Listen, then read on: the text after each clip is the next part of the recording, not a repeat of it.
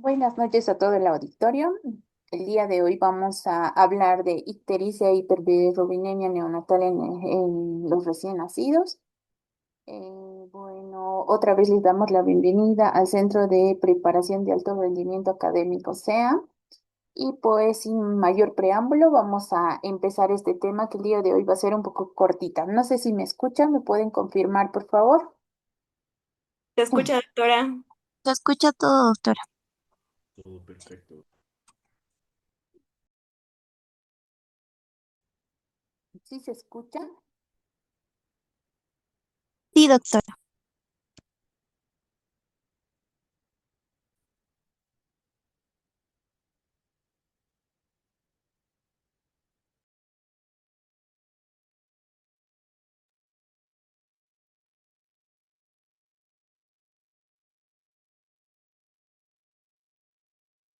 ¿Me escuchan?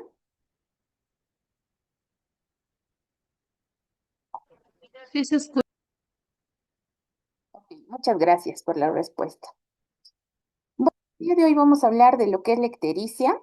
Entonces, es algo importante, es un problema o una patología muy común y muy frecuente en los recién nacidos. Eso quiere decir que esto comprende de 1 a 28 días de vida y en su mayoría, pues, esta ictericia, que es la pigmentación o la coloración amarillenta de piel y mucosas, va a ser benigna. Esta coloración amarillenta, como pueden ver en la imagen, puede ser por causa directa o por causa indirecta. Cuando hablamos de la ictericia por causa indirecta, también llamada liposoluble, causa no conjugada o causa no polar, sobre todo va a ser esta secundaria o al resultado del catabolismo de las proteínas del grupo M y como su nombre lo indica, esto es netamente neurotóxico, ¿no? Y puede producir kernícteros en todos nuestros recién nacidos. Sin embargo, también se sabe que el incremento de esta coloración amarillenta también se debe a bilirrubina directa, también denominada hidrosoluble, polar o conjugada y sobre todo, esta se debe a la acción de de la glucuroniltransferasa de los microsomas de los hepatocitos. Y esto se va a presentar sobre todo en recién nacidos que tienen algún trastorno hepático o alguna enfermedad sistémica grave, como sepsis neonatal o algún tipo de choque. Cuando hablamos de bilirrubina directa, también podríamos hablar de pacientes que van a tener A13 de vías biliares, ¿no? O con uso prolongado de nutrición parenteral. Bueno, vamos a empezar con este pequeño caso clínico que, como ya saben, en todas las clases, al final de ella vamos a resolver algunas preguntas.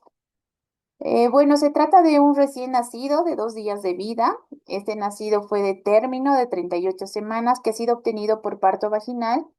Se presenta en la consulta pediátrica con una coloración amarillenta generalizada, una ictericia progresiva que ha comenzado en el primer día de vida.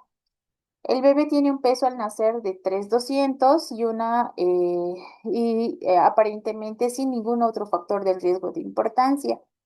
La madre es ORH positivo y el padre es ARH negativo. No se observan otros signos clínicos como letargo, datos de dificultad respiratoria, fiebre. A referencia de los padres, pues esta ictericia fue notada al segundo día de vida.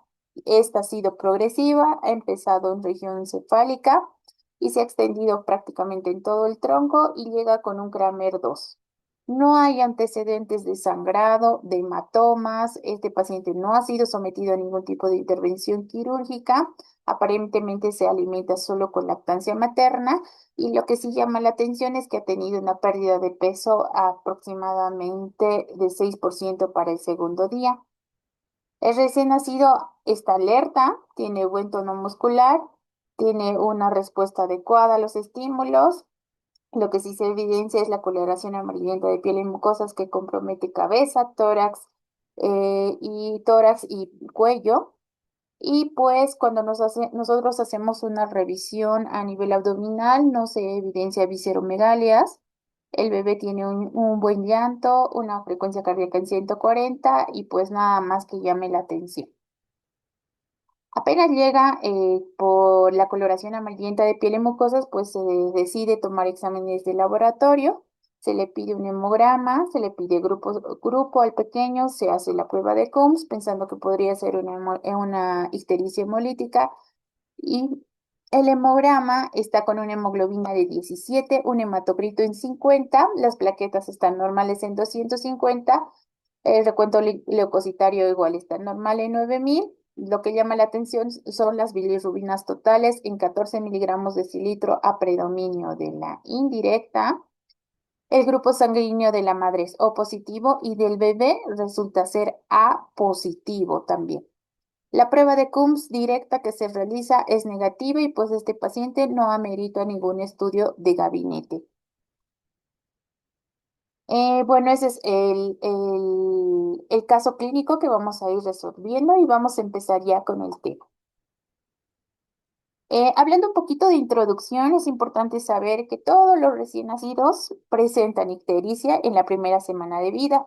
Los recién nacidos de término, que quiere decir todos los niños por arriba de 37 semanas de edad gestacional, el 60% sí va a presentar ictericia. Y es más frecuente en recién nacidos prematuros, aún más en prematuros extremos menor de 28 semanas, que esta puede llegar hasta el 80%. Durante el periodo neonatal, el metabolismo de la bilirrubina del recién nacido se encuentra en un periodo de transición entre la fase fetal, que quiere decir que la placenta es la vía principal de la eliminación de esta coloración amarillenta de estas bilirrubinas indirectas. Sin embargo, la fase adulta pues se encarga prácticamente de la bilirrubina directa o conjugada, ya sea que ésta se puede excretar desde el hepatocito al sistema biliar o digestivo. Es importante también conocer cuáles van a ser las causas, ¿no? Cuáles van a ser los factores que van a incrementar estas bilirrubinas. Como habíamos comentado, existen factores que incrementan la bilirrubina directa, el que es la hidrosoluble o la no conjugada, y dentro de las causas principales, sobre todo, va a estar el aumento de la cantidad de bilirrubinas que no tiende que metabolizarse en el hígado. Por ejemplo, pacientes con anemia hemolítica por incompatibilidad de grupo, pacientes con policitemia, que sería definido con una hemoglobina por arriba de 22.5 con un hematocrito mayor a 65%, antecedente de pacientes que tengan un cefalohematoma, que hacen colecciones o pacientes que tengan algún grado de choque hipovolémico, que tienen hemorragias internas, hemorragias digestivas. El hecho de que la vida del glóbulo rojo es más corta en los recién nacidos, puede ser entre 60 y 80 días de vida y no así como un adulto que dura hasta 120 días, puede lograr la inmadurez de este glóbulo rojo, la eliminación de este pigmento biliar, la transfusión de sangre porque puede haber incompatibilidad o el incremento de la circulación enterohepática. Dentro de otras causas está la que altera la actividad de la transferasa.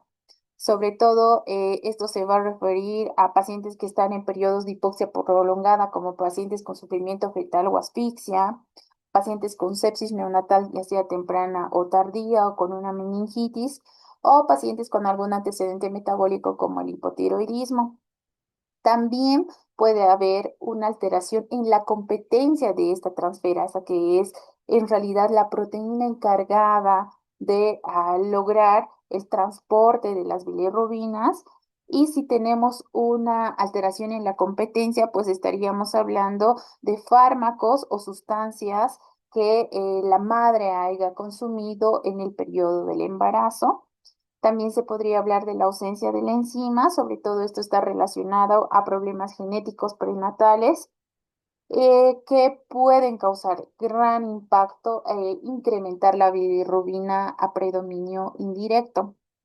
También se ha visto que pueden haber otras causas que permitan el incremento de estas bilirrubinas, como por ejemplo una alimentación precoz, una alimentación infrecuente, que estos niños no tengan una buena técnica de lactancia materna, que tengan una circulación enterohepática, un retraso en la eliminación del meconio y sobre todo algunos detergentes fenólicos, sobre todo que se usan en sala de parto.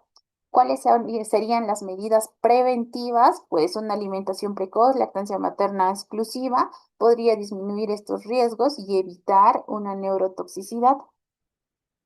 Dentro de los efectos neurotóxicos, se dice que estos no solo se van a relacionar con el incremento de la permeabilidad hematoencefálica, sino también va a haber un impacto directo en una lesión neuronal que esto puede ser irreversible y que va a lograr que influya y sea más negativo, sobre todo la prematuridad, los pacientes sometidos a hipoxia, como habíamos dicho, el sufrimiento fetal y la asfixia, pacientes con sepsis o un estado hiperosmolar hace que estos niños puedan tener mayor impacto negativo sobre el sistema nervioso central. Bueno, ahora vamos a hablar de cuáles son las manifestaciones clínicas. Las manifestaciones clínicas va a ir en función de la etiología. Puede aparecer al nacer o puede aparecer en los días consecutivos hasta llegar a los 28 días. Normalmente esta ictericia va a ser progresiva, va a ser cefalocaudal, eso que quiere decir que pueden iniciar en cara o en rostro, comprometer tórax, región abdominal y finalmente extremidades. ¿No? Se sabe también que un método de cribado para lograr detectar esta coloración amarillenta después de la clínica siempre puede ser la medición mediante técnica transcutánea, que es el Check, que en muchas instituciones lo usamos para evitar tomar laboratorios séricos constantes, sobre todo cuando estos niños son sometidos a luminoterapia. En cuanto a la valoración de Kramer, que es una escala que se toma para la valoración de esto, nos va a permitir estimar de forma clínica los valores de bilirrubina según el grado donde llegue esta coloración o esta hiperpigmentación amarillenta. Según Nelson, de la edición 21, pues nombra estos parámetros. Cuando estamos solo compromete la carita, estaríamos pensando en 5 miligramos de cilitro. Si esta coloración amarillenta llega hasta el abdomen, pues estaríamos pensando en 15 y si llega hasta las plantas de los pies, podríamos pensar en 20 o más. Sin embargo, el continuo de la vida, que también puede ser pregunta de examen, que ayer muchos me decían el continuo de la vida, toma esta escala de Kramer y las divide en 5 zonas, ¿no? Como lo pueden ver aquí, la primera zona pues es la que va a comprometer cabeza y cuello y nosotros hacemos una estimación de 6 miligramos de cilitro. Cuando hablamos de una zona 2 que puede llegar hasta el ombligo, pues ya esta incrementa y puede llegar hasta 9 miligramos de cilitro. Cuando esta progresa hasta las rodillas, que ya sería una zona 3, serían 12 miligramos de cilitro. Cuando estamos en una zona 4, que llegan prácticamente hasta los tobillos, sería 15 miligramos de cilitro. Y en una zona 5 serían ambos pies, plantas de pies y palmas de las manos, ¿no? Que sería 18. Para que sea un poco más fácil, pues vamos a subir de 3 en 3, ¿no? Según la zona que vamos a identificar. Es importante también saber que en cuanto a la clínica, cuando estamos hablando de una ictericia a predominio indirecto o a predominio de la bilirrubina no conjugada, podríamos hablar que la coloración amarillenta puede tender a ser brillosa y anaranjada.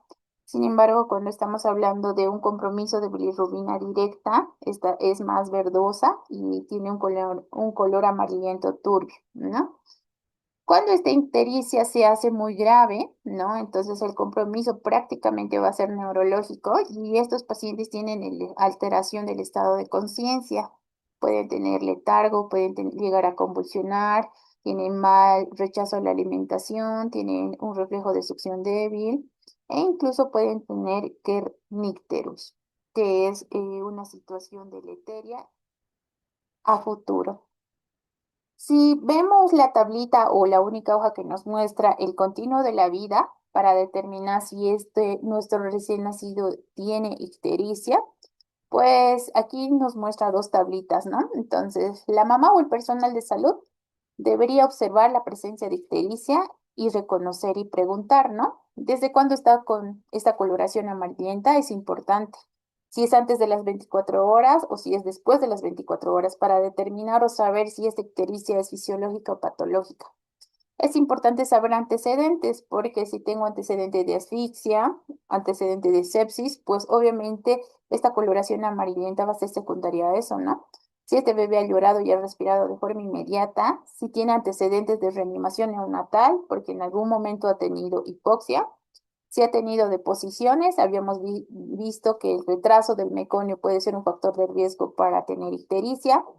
¿Cuántas veces hace deposición? Lo normal es que el niño lacte cada 2 horas y apenas lacte o termine de comer, pues emita una deposición y que los primeros días debería ser obviamente meconio, que es así negro como alquitrán, y con el pasar de los días debería cambiar la consistencia a ser amarillenta. Si cómo es el estado de conciencia de este niño, si está orientado, ¿no? Y importante también saber el peso, ¿no? Por eso se toman los controles consecutivos después del alta de un recién nacido para saber cuánto de porcentaje ha perdido de peso. Si este niño al segundo o tercer día tiene una pérdida de peso más del 10%, obviamente va a ser ictericia por hemoconcentración o porque también tiene otros factores de riesgo. Es importante que cuando nosotros estemos haciendo la valoración de este recién nacido, valoremos las zonas de ictericia por medio del CRAME, el estado de conciencia, si está letárgico, si está irritable, si ha tenido disminución de peso. Es importante saber la edad gestacional, no es lo mismo tener a un niño prematuro que un niño de término. Y si este niño ha tenido alguna distocia durante el trabajo de parto para tener un cefalohematoma, un caput que predisponga a mayor riesgo a tener ictericia y el estado de hidratación. Pues el continuo de la vida lo clasifica en dos, como una ictericia grave y como un paciente con ictericia. Cuando nosotros tenemos o catalogamos una zona 4 o 5 de Kramer, pues obviamente ya es un criterio de riesgo, ¿no? Cuando la ictericia es antes de las 24 horas, se supone que la mayoría puede ser hemolítica por incompatibilidad de grupo, también es factor de riesgo que tenga alteración del estado de conciencia, letargo o irritabilidad, que este paciente no llore o no respire al nacer, que haya tenido antecedentes de reanimación, que tenga ausencia de micción por más de 24 horas, que no haya presentado meconio, que sea un recién nacido prematuro o con bajo peso al nacer, menor de 2.500, pues sí, realmente estos pacientes deberían ser referidos a un tercer nivel, ¿no? Para su abordaje oportuno. Cuando solo debo vigilar a mi paciente, pues si este paciente solo tiene un ombligo enrojecido o poco supurado, pues se debería hacer las limpiezas, pero no descartar que tenga sepsis. Cuando, según Kramer, solo llego a la zona 3 o solo estoy en zona 1 y 2, es importante que estos pacientes sean vigilados, ¿no? Y cuando no tiene ictericia grave, eso significa que no tiene ictericia patológica antes de las 24 horas. Se debería decir a la mamá recomendar lactancia materna exclusiva, continua y, si es posible, aconsejar el uso de fórmula para evitar deshidratación e ictericia. Es importante explicar a la mamá los signos de alarma, ¿no? Y volver a repetir esta cita, ya sea en 24 o en 48 horas, para ver si esta ictericia avanzó, si este paciente viene con un descenso de peso o si tiene algún compromiso neurológico. Bueno, en esta otra diapositiva ya vamos a ver cuáles son los factores de riesgo del desarrollo de una ictericia grave. Y esta tablita siempre ha sido pregunta de examen, entonces póngale atención. Existen factores de riesgo principales, factores de riesgo secundario y factores de riesgo que es disminuido, poco frecuente, ¿ya? Cuando hablamos de factores de riesgo principales o los más importantes, es que tengamos bilirrubina séricas o bilirrubina transcutánea, cuyo valor que emita nosotros lo vamos a graficar en nuestras tablas y nos va a salir en zona de alto riesgo, pues eso es un punto para que nosotros sometamos a nuestro paciente a luminoterapia o recambio sanguíneo, ¿no? Que la ictericia sea visible en el primer día de vida, o sea, esta ictericia va a ser patológica. Que sepamos que existe incompatibilidad de grupo sanguíneo, ¿no? Que mi mamá es ARH positivo y el bebé es ORH positivo, o es incompatible en ABO o es incompatible RH. Que mi paciente sea prematuro o tardío entre 35 a 36 semanas de edad gestacional. Que tenga un hermano mayor que haya recibido fototerapia, que este paciente haya tenido un parto distóxico y que tenga un cefalohematoma o un hematoma importante, o datos de sangrado como hemorragia digestiva o otros datos de sangrado, puede ser cordón umbilical también. Que a pesar de recibir lactancia materna exclusiva haya tenido una pérdida de peso excesiva, que significa más del 7 o al 8%, y que sea de raza de Asia Oriental. Entonces, estos son factores mayores que me pueden orientar para que estos pacientes vayan directamente a luminoterapia o a recambio sanguíneo. Existen factores de riesgo menos importantes o también llamados secundarios. Es que yo voy a tomar bilirrubinas séricas o voy a tomar la bilirrubina transcutánea, y según la gráfica, esto me va a dar en zona de riesgo intermedio. Si estos niños son recién nacidos de término entre 37 y 38 semanas de edad gestacional, si esta ictericia es visible al alta, también yo debería citarlo más pronto a mi paciente para evitar complicaciones. Si es que el hermano mayor ha tenido ictericia, esa es la diferencia, por eso les he puesto una estrellita. Ya muchos se confunden porque a veces les llega en las preguntas en incisos. Factor de riesgo mayor es que mi hermano haya estado sometido en fototerapia, y factor de riesgo intermedio es que el hermano mayor haya tenido ictericia, pero no haya sometido a fototerapia. Los recién nacidos macrosómicos, hijos de madre diabética, sobre todo tienen una pérdida de peso importante en los primeros días, hacen hipoglicemia o algún trastorno metabólico, y también pueden tener ictericia. Si la mamá tiene más de 25 años, pues a veces es un problema porque tiene pezones planos, no sabe la técnica de lactancia, entonces hay que ayudar, o tiene depresión postparto. Y el hecho que este paciente sea de sexo masculino, pues le da como un factor de riesgo moderado secundario. Dentro de los factores de riesgo disminuido, obviamente, es que yo vuelva a tener las bilirrubinas séricas o la bilirrubina transcutánea, pero cuando marco en mi gráfica me salen en zona de bajo riesgo. Cuando los recién nacidos son de término mayor o posttérmino mayor a 41 semanas de edad gestacional, el riesgo disminuye. Si estos niños se están alimentando con fórmula, obviamente va a disminuir porque se supone que no se deshidratan.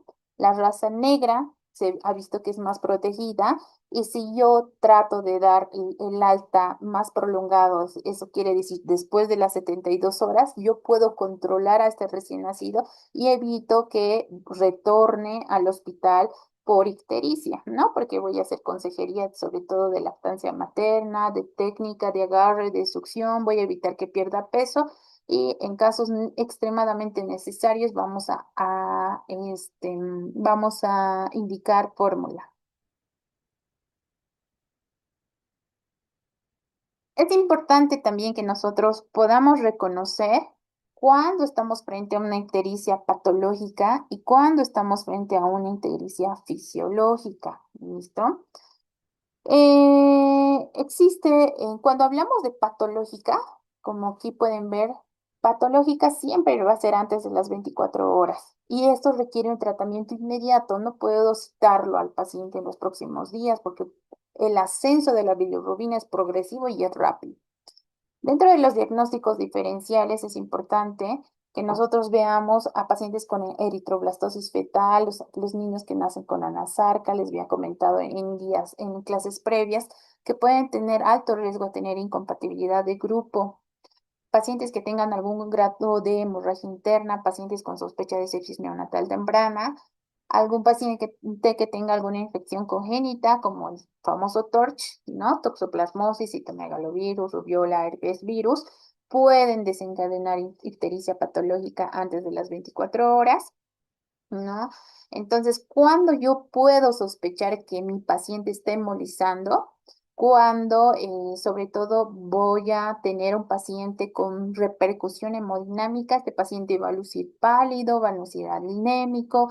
Nosotros le tomamos exámenes de laboratorio, evidentemente tenemos mayor cantidad de reticulocitos, que quiere decir que son los glóbulos rojos inmaduros.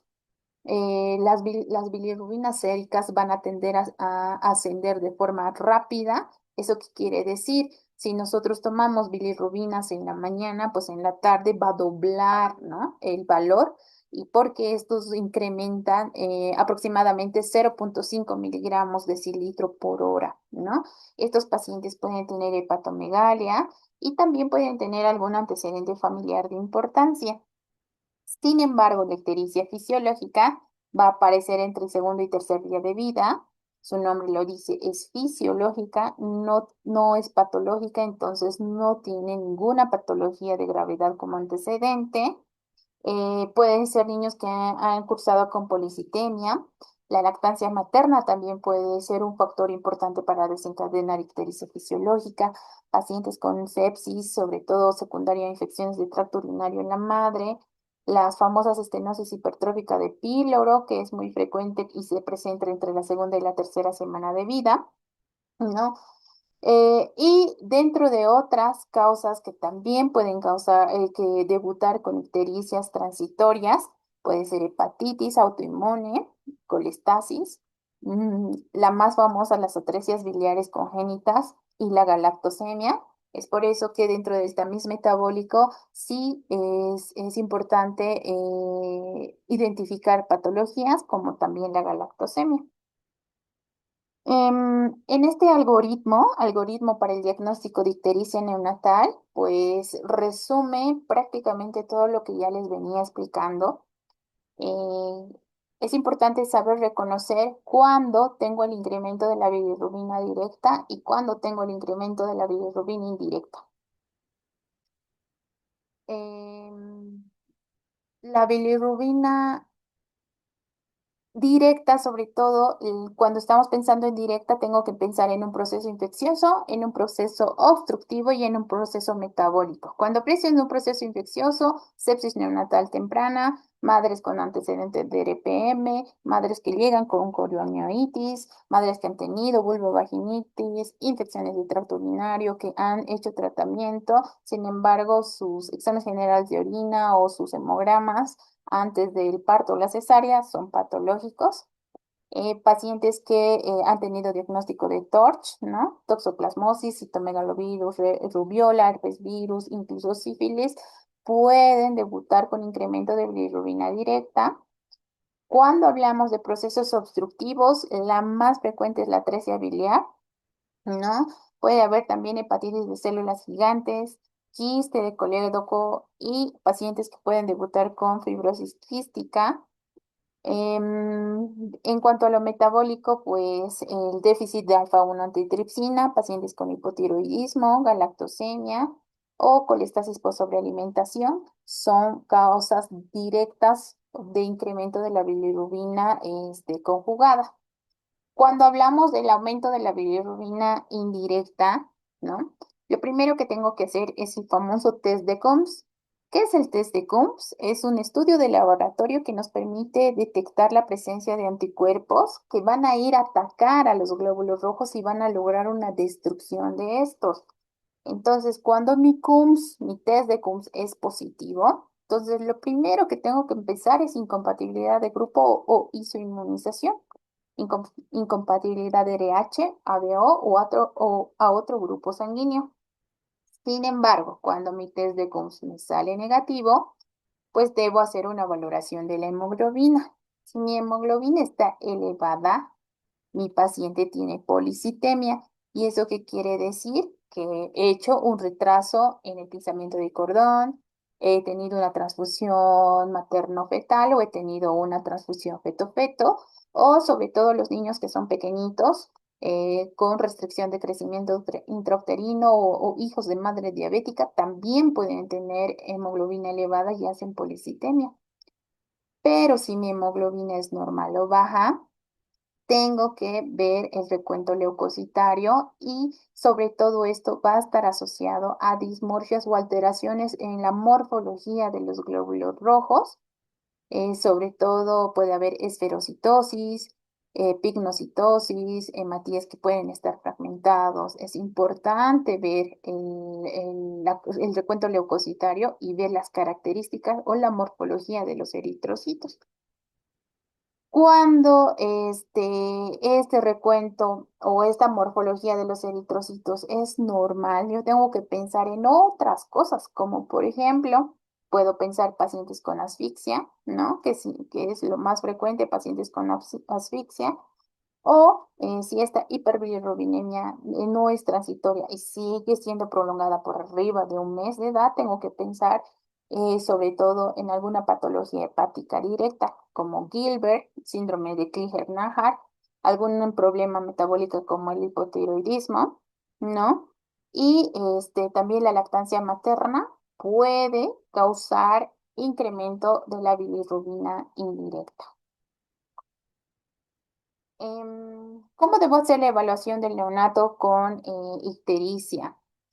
Si tengo un recién nacido con ictericia el día 1, como habíamos mencionado, pues, ¿qué laboratorios le debo pedir? Antes de las 24 horas siempre pienso que puede ser incompatibilidad o isoinmunización. Por ende, debo pedir un hemograma completo, un frotis de sangre para ver la celularidad y la anatomía de los glóbulos rojos. Debo pedir bilirrubinas totales y fraccionadas para ver a qué predominio está elevado. Es importante saber el grupo sanguíneo y también pedirle la prueba de Coombs y el recuento de reticulocitos. ¿Ya? Normalmente ya habíamos mencionado en qué pienso, sobre todo en hemólisis, puede ser sepsis, puede ser TORCH, puede haber algún síndrome con insuficiencia hepática o puede este niño tener algún sangrado importante interno, choque séptico y hipovolémico que puede condicionar a que haya un ascenso gradual y rápido. Eh, la ictericia que requiere fototerapia siempre va a ser hemólisis, ¿no? Porque habíamos dicho que el incremento es súper rápido, de 0,5 miligramos decilitro por hora incluso, en pacientes con sepsis igual, como forma profiláctica. Así no esté en el normograma se debería poner porque pues en las próximas horas va a ascender. Y cuando estoy frente a una hiperbilirrubinemia directa, lo primero que pienso va a ser atresia, ¿no? Atresia biliar, también puedo pensar en sepsis Wentorch o en alguna patología de insuficiencia hepática. Cuando tengo sospecha de que es directa, se supone que la ictericia ya va a ser verduzca. Y pues los estudios que debo pedir van a ser sobre todo el cribado neonatal metabólico. Tengo que pedir enzimas hepáticas para ver la función hepática. Debo pedir todo la serología de TORCH. También puedo pedir un lactato sanguíneo o también los cultivos pensando en algún problema séptico. ¿Cuál es el diagnóstico? ¿Cómo yo emito el diagnóstico? El diagnóstico principal, como se ha mencionado, es clínico, ¿no? La clínica me va a llevar a orientar y a direccionar los exámenes de laboratorio complementario, las bilirrubinas totales, la hemoglobina, el recuento de reticulocitos. Es importante pedir el grupo sanguíneo, hacer el test de Coombs y un frotis de sangre para saber a qué estamos dirigidos. Esta tablita también es pregunta de examen. El año pasado y el año pasado han habido muchas preguntas en base a esta tablita y es lo mismo. Cuando hablamos de ictericia fisiológica en recién nacidos de término y prematuro, ictericia fisiológica normalmente es a predominio de la bilirrubina indirecta.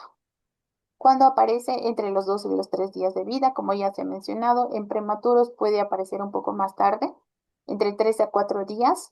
Estas se autolimitan entre 7 y 9 días en prematuros y hasta los 5 días en recién nacidos de término. El valor normal o el valor más alto al que llegan de bilirrubina a predominio indirecto va a ser hasta 15 en prematuros y en término puede ser hasta 12. ¿No? Y normalmente la bilirrubina va a estar, la velocidad de acumulación va a ser menor a 5, o sea, no es tan ascendente. Cuando hablamos de una hiperbilirrubinemia secundaria, algún factor metabólico, también tengo elevación de bilirrubina indirecta, tanto en pretérmino como en término. La ictericia igual suele aparecer entre 2 y 3 días, aquí entre 3 y 4. Cuando desaparece, pues esto ya es variable. Su dosis máxima de bilirrubina puede llegar máximo a 12 o a 15. Esto termina en la primera semana y su velocidad de acumulación va a ser menor a 5. ¿En qué pienso? En factores metabólicos como hipoxemia, pacientes con datos de dificultad respiratoria, alguna enfermedad hepática como síndrome de Gilbert, alguna enfermedad genética como Klinger-Najar o Gilbert o algún fármaco como la vitamina K. Cuando pienso en cuadros hemolíticos o hematomas, igual tengo la elevación de la bilirrubina indirecta o la no conjugada. Esta aparece en las primeras 24 horas, esta es la más riesgosa, la incompatibilidad de grupo aparece antes de las 24 horas, desaparece, pues es muy variable. La concentración es ilimitada, ¿eso qué quiere decir? Podemos llegar a bilirrubinas incluso de 30, de 32, con alto riesgo a que puedan hacer neurotoxicidad. La velocidad de acumulación de la bilirrubina es mayor a 5, ¿no? Mayor a 5 miligramos de cilitro al día. Eso significa que es sumamente elevado. Y esto, la causa principal es por incompatibilidad RH-ABO, cuadros hemolíticos congénitos, ¿no? Pueden ser anomalías de los eritrocitos, como esferocitosis, causas congénitas, pignocitosis, hemorragias encapsuladas o hematomas. Cuando hablamos de elevación de bilirrubinas indirectas y directas, pues factores hemolíticos y hepatotóxicos, estas también pueden aparecer en las primeras 24 horas, desaparece su forma variable, es también ilimitada, ¿no? Entonces, por lo tanto, también puede causar mucho compromiso neurológico porque su velocidad de acumulación es más de 5 y podemos estar hablando sobre todo de pacientes que tienen algún antecedente de TORCH o sepsis y alguna patología hepática directa. Cuando hablamos de lesión hepatocelular, estas no aparecen antes de las 24 horas, pueden aparecer entre los 2 y 3 días. Es ilimitado, o sea, no sabemos hasta cuánto va a llegar la bilirrubina, no sabemos qué día desaparece e igual incrementa su velocidad más de 5 miligramos de cilitro y sobre todo cuando hay lesión hepatocelular estaríamos pensando en la atresia biliar y el incremento de la bilirrubina es a predominio directo. Mm, es importante también saber que la ictericia puede estar asociada a la lactancia materna, ¿no? El 2% de todos los niños que están alimentados con leche materna exclusiva pueden debutar con ictericia, sobre todo el séptimo día de vida, ¿no? Esta ictericia puede llegar entre 10 a 30 miligramos de cilitro y pues sobre todo es porque incrementa la circulación enterohepática y esta de forma gradual va a ir disminuyendo, no se la considera patológica, esta ictericia es fisiológica, sobre todo va a estar implicada la beta-glucuronidasa y la circulación enteropática que les mencioné. El tratamiento es luminoterapia e hidratación, ¿no? Seguir con lactancia materna y lograr que la consistencia de la popó cambie de meconio a amarillo pastoso.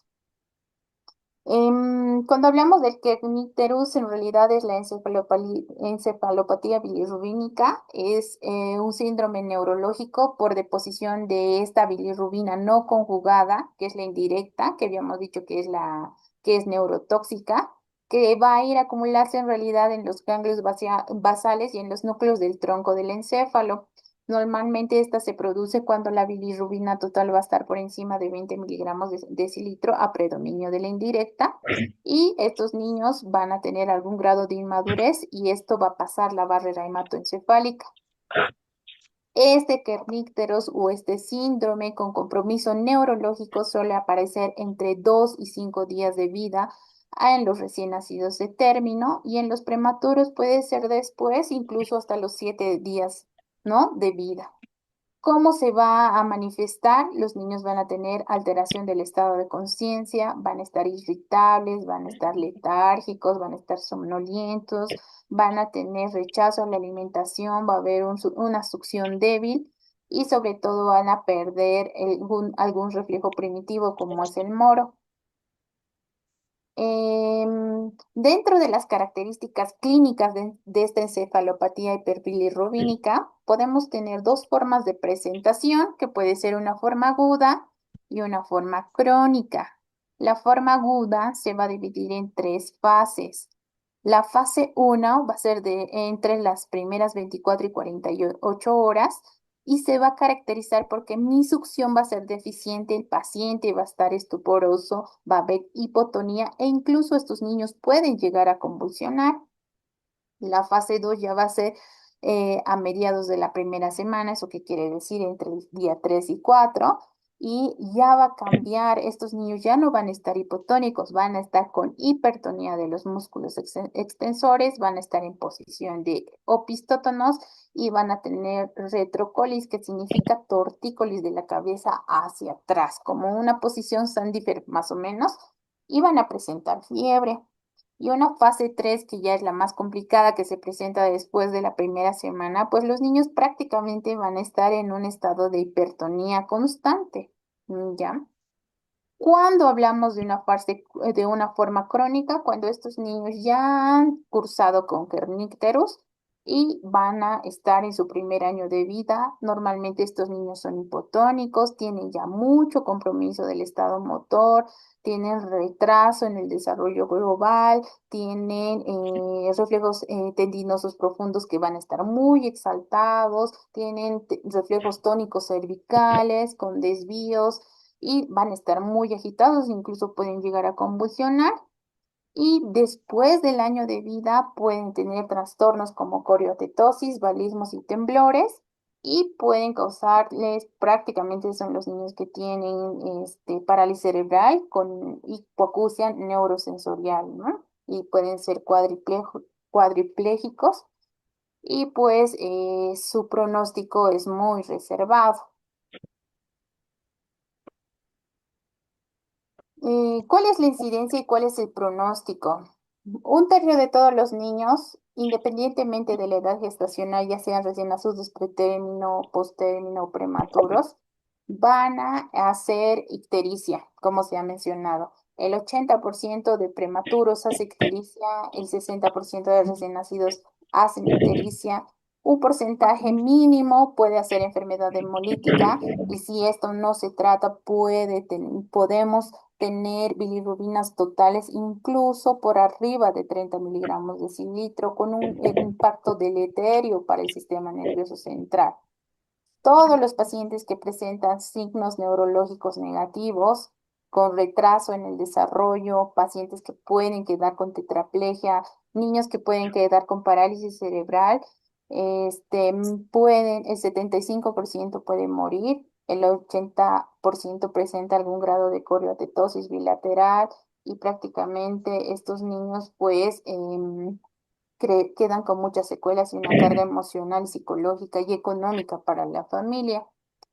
¿Cómo Doctora, yo puedo prevenir, no? Si tengo un recién doctora, nacido prematuro de 35 a 37 semanas que tiene algún factor de riesgo para hacer hiperbilirrubinemia, como ya se ha mostrado en la gráfica previa, nosotros sí o sí deberíamos tomar bilirrubina transcutánea o bilirrubina sebílica previa al alta, ¿no? Debemos graficar y ver en qué zona de riesgo se encuentra. Si se encuentra en riesgo alto, obviamente no le doy alta. A estos niños los someto a luminoterapia continua y puedo hacer controles seriados, tanto de bilirrubina transcutánea o bilirrubina sérica, y determinar cuándo va a ser el alta, dar lactancia materna, podemos apoyar con fórmula y pues en casos doctora, extremos buenas o muy noches. graves, pues obviamente se tiene Doctora, que hacer recargas. ¿podría silenciar los otros Si es micrófonos? intermedio alto, continúo con fototerapia por Doctora, 24 horas. Si es intermedio bajo, puedo, y si mi alta es antes de las 72 horas, pues yo debo citar a mi paciente a los 2 días y hacerle una nueva valoración de bilirrubinas séricas. Y si es muy bajo y si el alta es antes de las 72 horas, incluso puedo darle una cita entre los 2 y los 3 días de vida. Si tengo un recién nacido entre 35 y 37 semanas sin factores de riesgo de hiperbilirrubinemia o gestante o niños mayor de 38 semanas, entonces igual, como verán en todas las gráficas, igual se debe hacer un control de bilirrubinas totales y séricas al alta, ¿no? Igual debo graficar, igual debo poner en qué situación está mi paciente y siempre que tenga ictericia, por más leve que sea, deberíamos citarlo en la consulta en el segundo o el tercer día de vida. Si tengo un recién nacido sin factores de riesgo para hiperbilirrubinemia, como verán aquí en la gráfica, igual puede debutar con bilirrubina durante o con ictericia en los próximos días. Igual se debería tomar una bilirrubina transcutánea o por lo menos hacer una valoración clínica viendo el Kramer correspondiente y viendo qué medidas preventivas yo puedo dar a estos niños. Dentro de las medidas de prevención está el cribado universal, ¿no? A todos deberíamos dar, se debería hacer bilirrubinas antes del alta y más si tienen factores de riesgo, porque este es un impacto negativo hacia el sistema nervioso central. Es importante ver si este paciente está activo, cómo está el llanto, cómo están los reflejos primitivos. Es importante tomar una bilirrubina transcutánea en caso de que no se tengan las séricas y evitar el alta precoz. En muchos hospitales, pues, o sobre todo en las clínicas privadas, les dan alta antes de las 24 horas y resultan que estos niños llegan deshidratados, llegan ictéricos, con necesidad de recambio en las próximas horas.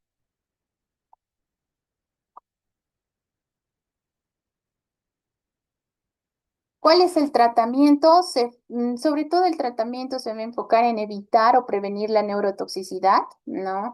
Está relacionada con prevenir la bilirrubina indirecta y causar que esta no pueda causar ningún daño neurológico. Sobre todo se debería poner fototerapia, que es la primera medida. Aquí tenemos los normogramas. Existen normogramas por la Sociedad Americana de Pediatría. Tenemos el Bilitul también, que lo podemos tomar en cuenta en el internet, podemos encontrar. El Bilicheck también es importante. Y mediante estos parámetros nosotros podemos determinar cuándo un niño es candidato para luminoterapia y cuándo un niño es candidato para recambio sanguíneo. Normalmente la fototerapia, ¿no? Es cuando nosotros vamos a someter a una luz azul a estos pequeños a una distancia de 15 o 20 centímetros. Deben estar completamente desnudos, deben tener una cubierta en ambos ojos y en genitales y sobre todo deberían hacerse controles cada 4 y 8 horas, recomienda la Sociedad Americana de Pediatría. Sin embargo, a veces mucho la clínica nos va a guiar y el estado de hidratación de estos pacientes y el control de peso diario. Podemos hacer las tomas para no provocar más dolor cada 24 horas y con eso vamos a tomar la decisión de continuar o retirar. ¿Cuáles son las complicaciones de la luminoterapia? Pues normalmente los niños pueden empezar a tener deposiciones hipopigmentadas como la colia, pueden tener algún tipo de erupciones maculares, pueden tener algún tipo de exantema purpúrico, pueden tener hipertermia si los sometemos por mucho tiempo. Estos niños pueden llegarse a deshidratar, es por eso importante la lactancia materna y se va a apoyar con fórmula maternizada. Se debería hacer más el 20% del requerimiento basal de estos niños. El síndrome del niño bronceado después de la exposición y sobre todo puede haber alguna enfermedad hemolítica en caso de que estos pacientes realmente estén hemolizando. ¿Qué otras opciones de tratamiento pues tenemos? Si tenemos pacientes que van a debutar con una ictericia hemolítica o por incompatibilidad de ABO o RH, sobre todo son candidatos a recambio, ¿no? Recambio sanguíneo, se debería hacer la exsanguinotransfusión. O se podría usar inmunoglobulina, que también es una alternativa, que la dosis es de 0,5 a 1 gramo kilogramo dosis, incluso se puede usar 12 cada 12 horas por un tiempo de 2 a 3 días, dependiendo de la clínica del paciente. Otra opción que nombra o menciona Nelson, que es la bibliografía, es las metaloporfirinas, sobre todo en pacientes con incompatibilidad ABO, se puede poner la dosis intramuscular. Y la exsanguinotransfusión cuando queremos evitar el kerníctero, si tenemos bilirrubinas por encima de 20, algunas bibliografías dicen por encima de 22, son niños que deberían someterse a este recambio sanguíneo con luminoterapia. El riesgo de hacer recambio sanguíneo, pues evidentemente un niño tiene que estar en unidad de cuidados intensivos neonatales, monitorizado, por el que al hacer el recambio o al contar las alicuotas, obviamente puedo tener algún desequilibrio hidroelectrolítico tipo hipocalcemia o hipoglicemia, y es importante que se pueda administrar gluconato de calcio 100 miligramos kilogramo por cada cierto volumen que se vaya a administrar. Sí, indicaciones directas para hacer exsanguinotransfusión, paciente que venga con encefalopatía, ¿no? Encefalopatía, pacientes con kernícteros que vienen convulsionando con mucha alteración del sensorio, sí son candidatos para que les hagamos exsanguinotransfusión. Bueno, ese ha sido un poco, es un tema cortito de ictericia. La verdad, toda esta bibliografía está sacada de Nelson 21, que es la bibliografía, lo he revisado el continuo de la vida y el continuo de la vida prácticamente es una hojita y eso sería todo.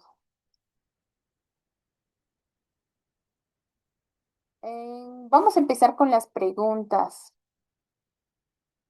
Ay, no sé, hay muchos mensajes. Sí, se escuchó, ¿verdad? Toda la presentación, les pregunté. Sí, sí. Sí, doctora. Vamos a empezar con el banco de preguntas y pues en realidad toda esta bibliografía sí se ha sacado de Nelson 21 porque es la que está más completa.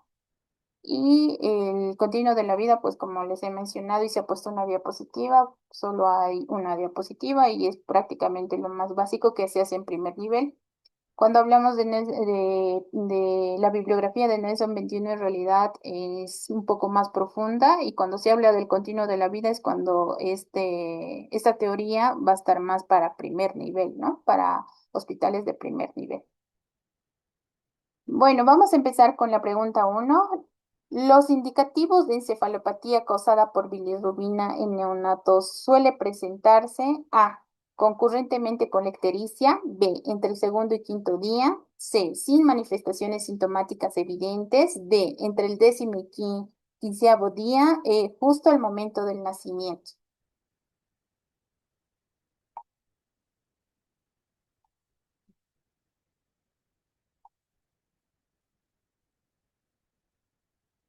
La mayoría dice B, algunos dicen entre el segundo y el quinto día, y otros dicen entre el décimo y el quinceavo día, ¿no? Entonces, dentro de los indicativos de la encefalopatía que causa bilirrubinemia en neonatos suele presentarse, como les había dicho, ¿no? El kernícterus o la encefalopatía bilirrubínica, según la clínica, en recién nacidos de término se presenta entre los 2 y los 5 días de vida, pero cuando hablamos recién nacidos pretérmino, pues se presentan en los 7 días de vida. Y la clínica o la tríada característica va a ser alteración del estado de conciencia con letargo, rechazo de la alimentación y pérdida de algunos reflejos como presión, succión, landao, moro. El moro se hace simétrico y es la B. Muy bien. Los indicadores de encefalopatía causada por bilirrubina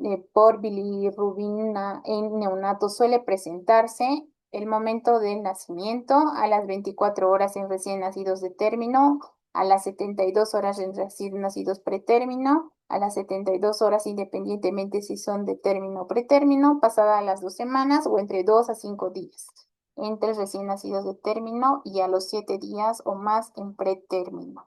Es la misma pregunta, pero de otra forma. Creo que esta pregunta fue sacada de otro año. Es todo en base a la bibliografía que les he mencionado y la mayoría dice que es A entre el segundo y quinto día en el término y a los 7 días en el pretérmino. Otra vez, como les he mencionado, es la misma pregunta, pero de otra forma. Y normalmente se presenta la encefalopatía bilirrubínica entre los 2 y 5 días en el término y más de 7 días o en los 7 días en el pretérmino. Y evidentemente la respuesta E, muy bien. Vamos a ir con la pregunta 3. La rigidez muscular se observa como un signo clínico del daño cerebral causado por bilirrubina elevada. ¿En qué etapa? A. Inicial de forma aguda. B. Intermedia de forma aguda. C. Tercera fase de forma aguda. D. Primer año de forma crónica o posterior al primer año de forma crónica. Daño cerebral, rigidez muscular.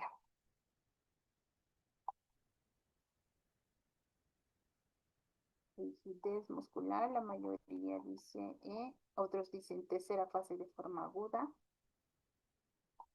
otros dicen intermedia de forma aguda.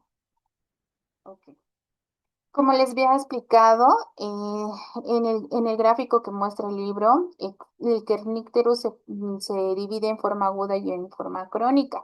La forma aguda va a tener las tres fases y la forma crónica solo va a tener dos fases. Habíamos dicho que la forma aguda va a empezar con hipotonía, la fase 2 va a ser hipertonía solo de músculos extensores y la fase de 3 es hipertonía generalizada, ¿no? En cambio, la forma crónica va a ser hipotonía y, después del primer año ya van a ser coriatetosis o temblores. Entonces, la respuesta es tercera fase de forma aguda porque es la única rigidez muscular, se supone que es hipertonía y solo tiene hipertonía, ¿no? Hipertonía. Vamos a la pregunta 4. En un recién nacido de 19 horas de vida de ictericia, tiene Kramer 3 y sus bilirrubinas están en 14 miligramos de cilitro. En su mayoría es indirecta y la prueba de Coombs es positiva. ¿Cuál es la etiología más común? A. Incompatibilidad sanguínea ABO y esferocitosis. Incompatibilidad sanguínea RH y esferocitosis. Esferocitosis e hipotiroidismo. Hipotiroidismo y síndrome de Klinger-Najar. E incompatibilidad sanguínea ABO o grupo RH.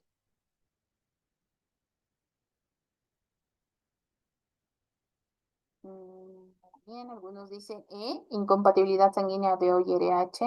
Y hay algunos que dicen que es esferocitosis e hipotiroidismo. Bueno, como les había explicado este cuadrito, y este cuadrito también es pregunta de examen, ¿no? Cuando estoy hablando de ictericia, sobre todo a predominio indirecto, tengo que pedir el CUMS, ¿no ve?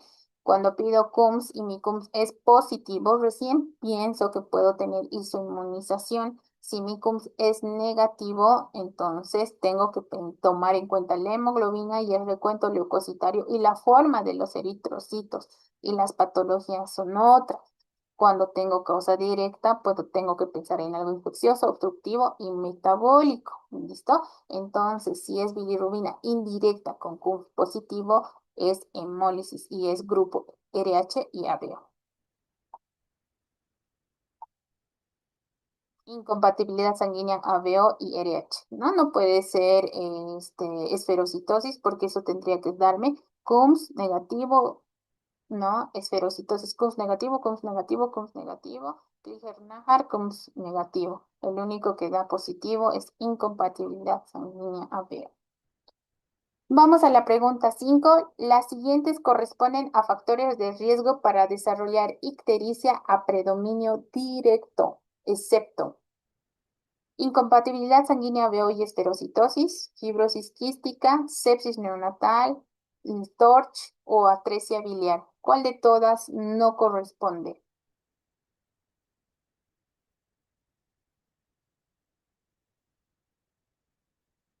Algunos dicen sepsis neonatal y pues creo que la mayoría me puso incompatibilidad sanguínea y esferocitosis, ¿no? Muy bien. Lo mismo, ¿no? Esas preguntas vienen del mismo gráfico. Cuando yo pienso en aumento de bilirrubina directa, infeccioso, obstructivo, metabólico, sepsis, TORCH, atresias biliares y metabólico, fibrosis quística, galactosemia, tirosinemia, deficiencia de alfa-1 antitripsina. Cuando pienso en patología indirecta, cuando tengo hemólisis o cuando tengo alteración de la forma de los eritrocitos cuando tengo hemorragias, cuando tengo asfixia, cuando tengo causas inespecíficas como coagulopatías o alteraciones directas del hígado, ¿vale? Entonces, el único que es excepto es incompatibilidad de grupo, porque esta me da indirecta, ¿no? Complicaciones frecuentes de recién nacidos con ictericia neonatal, excepto, ¿cuáles son las complicaciones más frecuentes? Retinopatía del prematuro, hipoacusia, retraso del desarrollo global, tetraplegia espástica por kernicterus o todas menos C.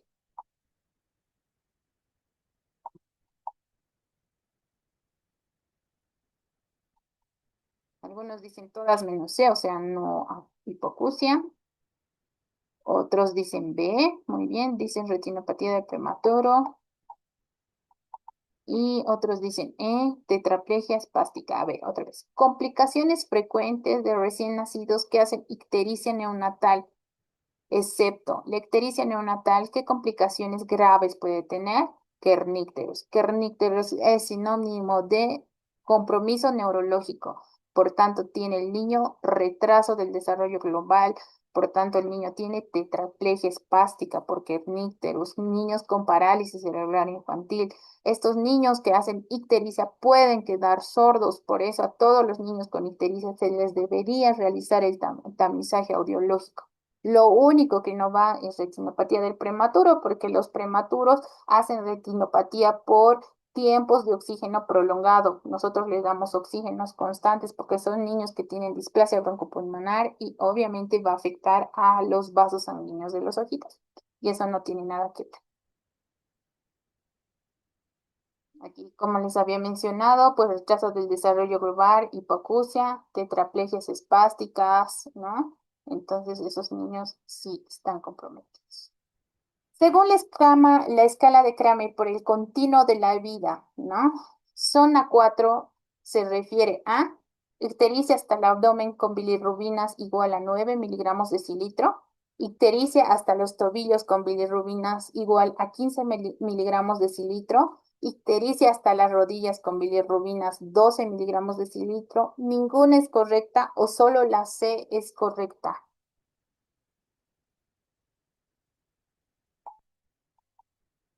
Espero sus respuestas.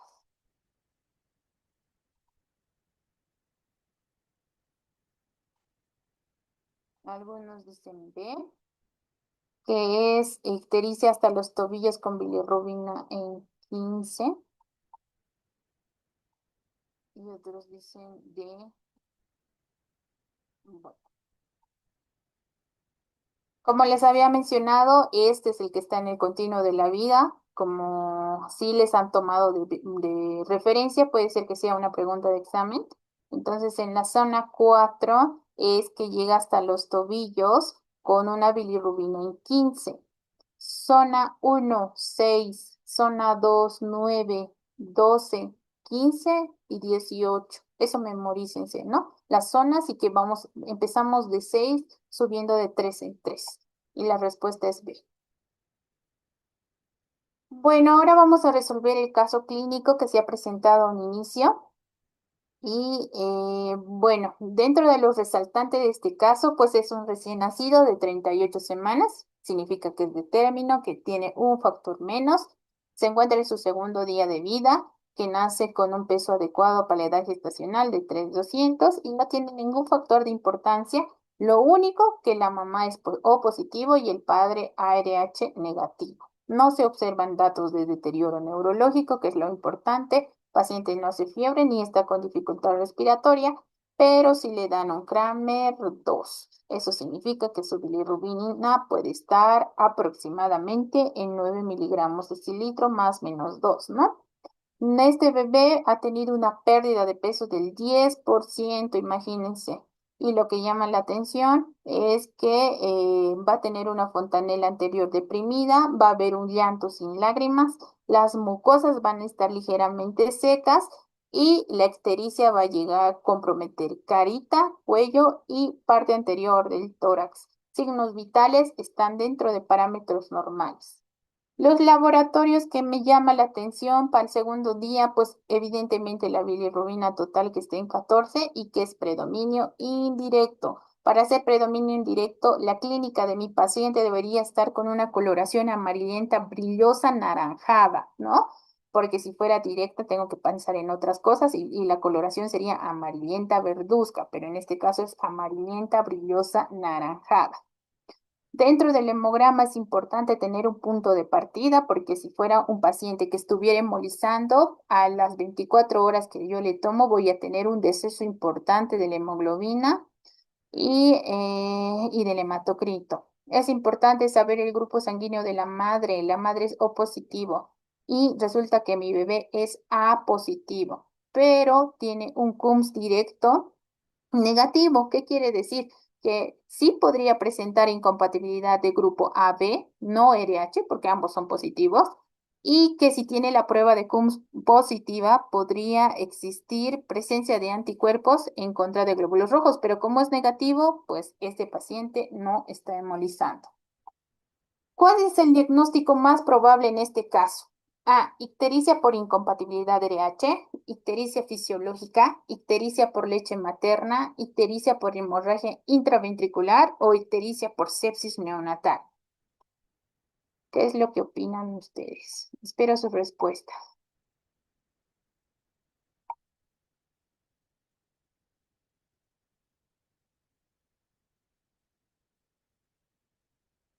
Algunos dicen ictericia por incompatibilidad, habíamos dicho que no. Algunos dicen ictericia fisiológica y algunos por sepsis neonatal, ¿no? ¿Por qué es ictericia fisiológica? Se presenta después de las 24 horas, ¿no? Este niño se ha presentado al segundo día de vida. Es un recién nacido de término, no tiene antecedentes de sepsis, no tiene antecedentes de cefalohematoma. Habíamos dicho que el CUMSA salió negativo, por tanto no está hemolizando, a pesar de que tengan grupos de sangre diferentes, la mamá es O y el niño es A, pero con el CUMS decimos que no está hemolizando. Entonces, la principal causa sería fisiológica, porque se presenta entre el segundo y tercer día de vida. Normalmente estos niños pues no tienen ninguna complicación. Este niño, uno de los factores importantes para que haya desencadenado podría ser la deshidratación. Como sabe, es un niño que ha venido con una fontanela hundida, ha tenido pérdida de peso del 10%, no tiene ausencia de lágrimas, aparentemente no tiene uresis positiva. Estamos tardando en la eliminación del meconio, entonces pues una ictericia fisiológica. ¿Qué factor contribuye más a la ictericia fisiológica en el recién nacido? A. Deficiencia de glucosa 6-fosfato deshidrogenasa, aumento de la producción de la bilirrubina no conjugada, infección neonatal, hemorragia intracraneal o hiperactividad del sistema inmune.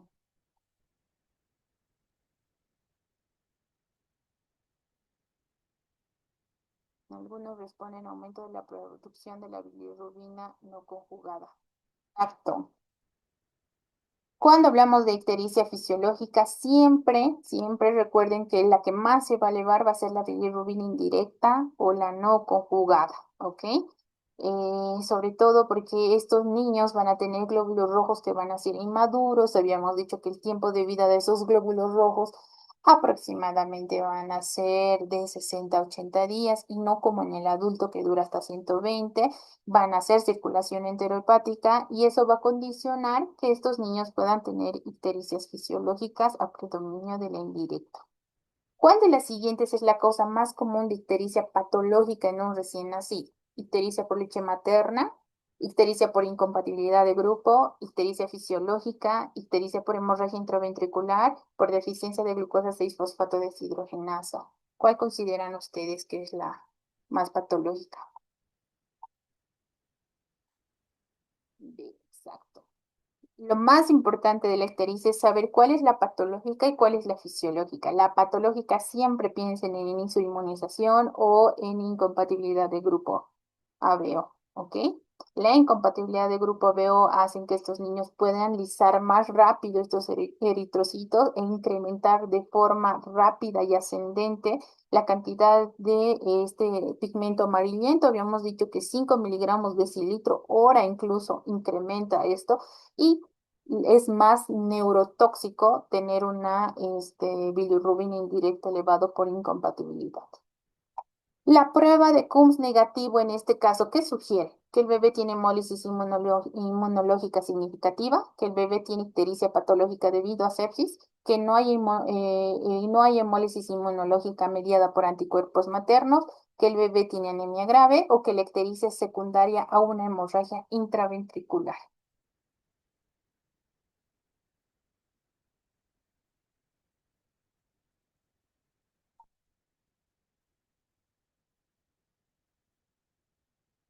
Hay algunos que responden B, que el bebé tiene ictericia patológica debido a sepsis. Según el caso clínico, el bebé nunca tuvo algún antecedente de sepsis. Algunos responden C, que no hay hemólisis inmunológica mediada por anticuerpos maternos. En realidad, como se ha repetido muchas veces, el test de Coombs es un test, un estudio de laboratorio que en realidad detecta la presencia de anticuerpos y atacan a los glóbulos rojos. Entonces, si el test de Coombs es negativo, ¿qué significa? Que evidentemente no existe ningún tipo de hemólisis o destrucción inmunológica mediados por estos anticuerpos maternos, ¿no? La respuesta es C. ¿Cuál de las siguientes es una complicación potencial de la ictericia no tratada en el recién nacido? Y ahí está facilitado.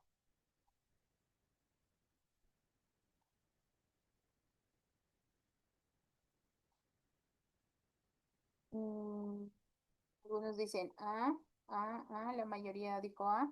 Kernicterus, ¿no? Entonces el kernicterus en realidad es la forma de la encefalopatía bilirrubínica totalmente deleteria al sistema nervioso central. Es por eso que deberíamos evitar un ascenso progresivo de las bilirrubinas. No solo causa kernicterus, también puede causar pacientes con hipoacusia o con retraso del desarrollo global de estos niños. Son los niños que tienen parálisis cerebral, entonces deberíamos evitar que estos niños lleguen a tener tinte ictérico. ¿Cuál es el tratamiento inicial recomendado para este caso, ¿no? De este niño que les he presentado? Transfusión de sangre, fototerapia, uso de inmunoglobulinas, antibiótico terapia o corticosteroides. ¿Cuál es lo que ustedes recomiendan? La mayoría dice fototerapia, muy bien. Si fuera por incompatibilidad de grupo, la primera medida tendría que ser uso de inmunoglobulinas o recambio sanguíneo, ¿no? Si es paciente séptico, pongo fototerapia y al mismo tiempo doy antibiótico terapia. Si es niño prematuro, doy mm, surfactante y lo pongo aluminoterapia.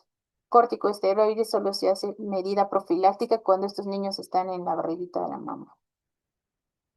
¿Qué característica de la ictericia en el recién nacido indica que es fisiológica y no patológica? La ictericia aparece en las primeras 24 horas de vida. La ictericia es más grave y afecta el abdomen. La ictericia mejora con la fototerapia. La bilirrubina directa es mayor que la indirecta. Hay presencia de hematomas o sangrados en este bebito, unos bebitos.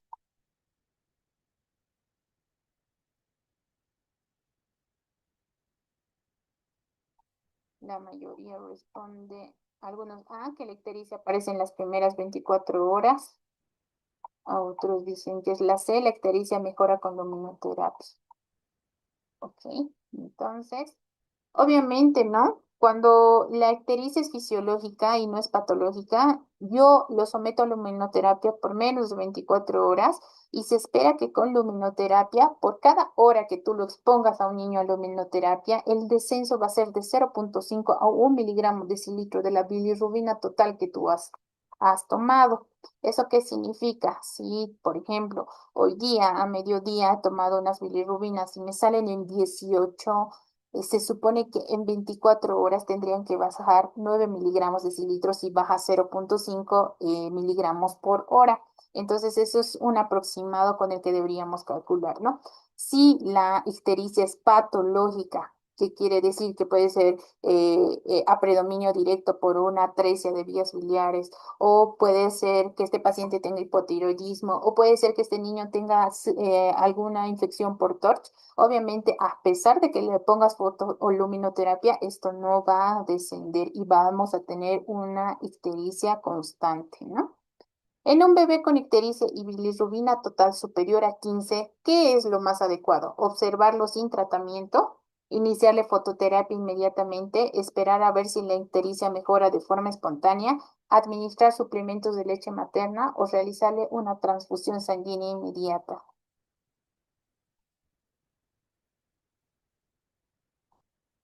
Todos dicen iniciar fototerapia inmediata, obviamente, ¿no? Nosotros vemos 15 miligramos, así no tengamos las gráficas, iniciamos de forma inmediata luminoterapia, porque eso en 24 horas va a aparecer en 20, en 25 y con criterios de recambio. ¿Qué factor no está asociado con mayor riesgo de ictericia patológica en el recién nacido? Prematuridad, hipoxia perinatal, hiperbilirrubinemia indirecta, lactancia materna exclusiva o historia de ictericia en hermanos.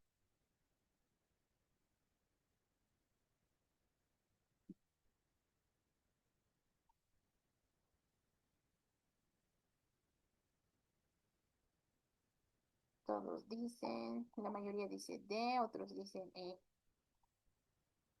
Pues la lactancia materna exclusiva, ¿no? Puede estar asociado en su mayoría, habíamos dicho, a ictericia fisiológica. Como se ha dicho en las diapositivas previas, se presenta entre el séptimo día de vida y esto se puede autolimitar solo poniendo luminoterapia continua y pues sobre todo se hace porque va a haber una circulación enterohepática que a la eliminación del meconio esto va a disminuir. Y bueno, eso sería la charla del día de hoy. No sé si tienen alguna pregunta, alguna duda. Ha sido un tema muy cortito. Prácticamente las gráficas es lo que les puse para que ustedes no se puedan confundir. Yo creo que de este tema sobre todo van a entrar estos cuadros. Cuando es una ictericia fisiológica, cuando es una ictericia patológica, cuando incrementa la bilirrubina directa, cuando incrementa la bilirrubina indirecta, qué es el test de Coombs, cómo determino a una ictericia por incompatibilidad de grupo, cuáles son los factores obstructivos, cuál es la clínica, memorícense el Kramer, cuál es la repercusión del kernicterus. Esto también es pregunta de examen. En los años previos han entrado muchas preguntas de las características de encefalopatía bilirrubínica. Memorícense las fases y también la forma crónica, cuándo es hipotonía, cuándo es hipertonía solo de músculos extensores y cuándo es hipertonía total, el tiempo en el que aparece o se debuta la encefalopatía bilirrubínica en niños de término 2 a 5 días, pretérmino 7 días, eso también es un punto importante. Y creo que con eso habríamos terminado. Voy a leer sus comentarios. No sé si tienen Doctora, alguna pregunta. sí, doctora, la última pregunta. Decía ictericia patológica. ¿Y por qué es el factor de Ok, riesgo la aquí hay una pregunta. ¿Qué lactancia? valores de bilirrubina se usan para tratamiento? A grandes rasgos, para tratamiento de fototerapia, todos los niños que tengan bilirrubina por arriba de 15, según las gráficas que tú vayas a hacer, pueden entrar a bilirrubina, pero si quieren, descárguense Bilitul. Pueden entrar ahorita a su celular y busquen en el internet Bilitool, ¿no? Es un programa, ustedes ponen factores de riesgo de tu recién nacido, cuántos días tiene, el día que le han tomado la bilirrubina y ponen el valor que le han tomado y ahí te va a graficar. Criterios de luminoterapia, criterios de entrar a exsanguinotransfusión, cuánto tiempo deben ser y si tiene algún factor de riesgo, si es incompatibilidad de grupo, si tu niño tiene sepsis, si tu niño tiene algún dato de sangrado, algún dato de choque, si es prematuro, todo te sale en Bilitud y solo con las tablitas o las gráficas que ya están hechos en dispositivos, tú sabes cuándo puedes someterlo a luminoterapia. Entonces, sobre todo no hay algo marcado, tal vez algo general 15 y exsanguíneo transfusión 20 y alguna bibliografía dice 22 miligramos decilitro a predominio de la indirecta. Doctora, ¿me La leche escucha? materna, ¿qué bilirrubina eleva? La indirecta, siempre es indirecta.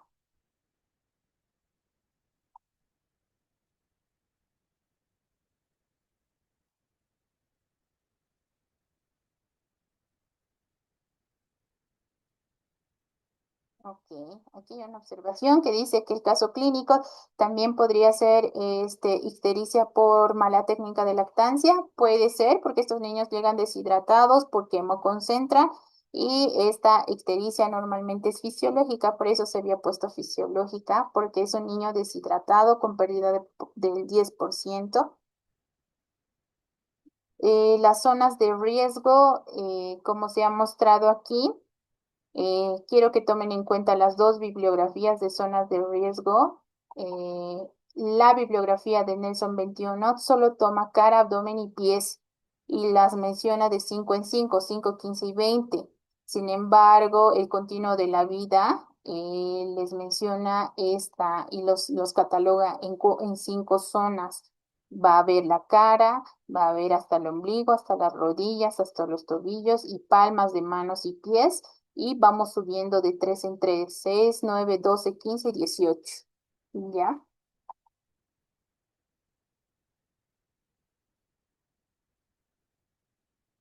Pero ¿cuál sería la La zona de policitemia riesgo, es causa doctora? de ictericia patológica o no patológica. Es causa de ictericia fisiológica, sobre todo de incremento de la bilirrubina indirecta. ¿Vale? Doctora, y en incompatibilidad ABO está elevado Test la de Coombs, o como la ya les he dicho, el test de Coombs, hay un test de Coombs directo y hay un test de Coombs indirecto.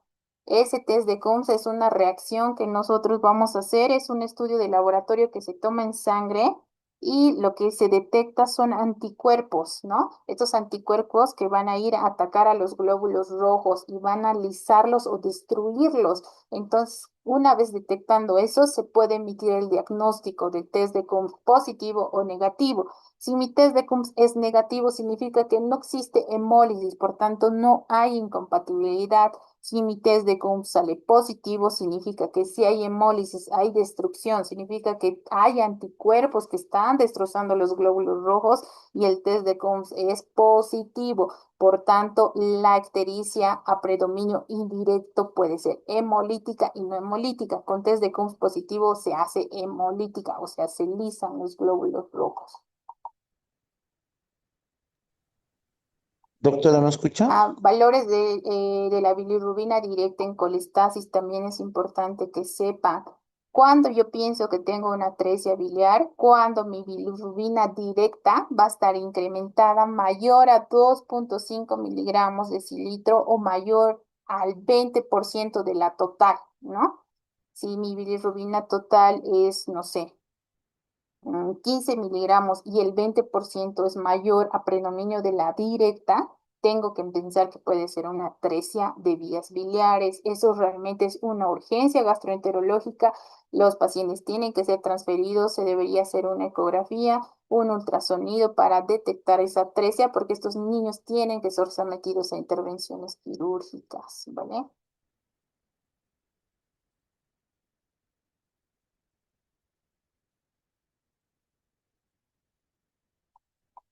Bueno, creo que esas han sido todas las preguntas importantes que les he podido describir.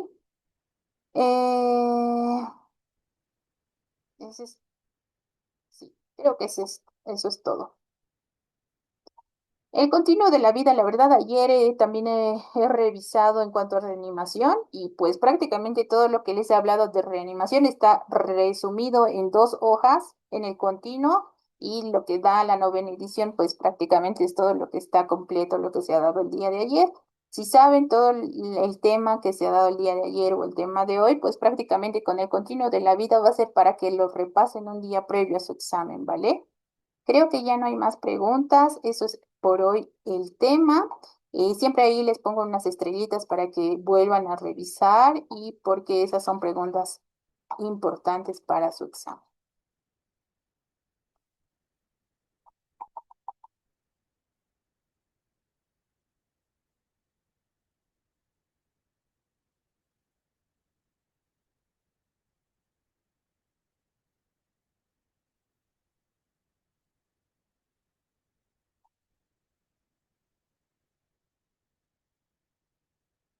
Bueno, eso sería todo por el día de hoy. Cualquier pregunta que tengan o cualquier duda, siempre estamos dispuestos a contestarles. También me lo pueden hacer por el chat, no hay ningún problema. Y pues traten de volver a revisar este tema. Es un tema muy cortito, es un tema fácil y solo es cuestión de que se puedan orientar un poco en cuanto a la patología, la etiología, las manifestaciones clínicas casi son las mismas, los estudios de laboratorio y cuando es criterio de meterlos a fototerapia, las medidas de prevención y pues creo que con eso ya estamos por terminar.